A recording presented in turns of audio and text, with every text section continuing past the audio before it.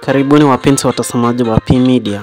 Na leo hii tunaongelea msanii mmoja ambaye anakuja kwa kazi sana. Huyu msanii anafahamika kwa jina Kaku The Stranger, ambaye alikuwa kwenye Route Movement iliyofanyika katika TLB sites za Eldoret.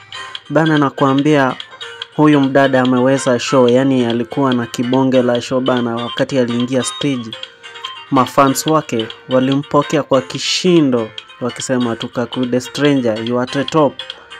So tunamuona huyo Kaku The Stranger this year, ama huu 2025 ni mwaka wake, kwa maana ameanza kwa nyimbo nzuri, nyimbo kali ambayo zimeenda kwa kazi. Hata ukiona kwenye YouTube Kaku The Stranger anafanya vizuri pale, ambapo mafans wake wamempea full support.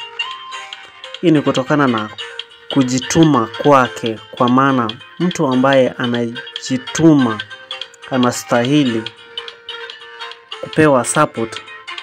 Lakini Kaku The Stranger amepokea support iliyo nzuri katika ama kutoka kwa mafans wake.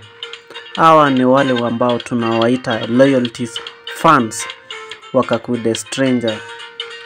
So kama huja subscribe, na kuomba tu kaweze kusubscribe kwenye YouTube ya Kaku The Stranger, na usisahau tena kusubscribe kwenye P Media, kwa maana hapa ndio home of entertainment. Thank you for watching.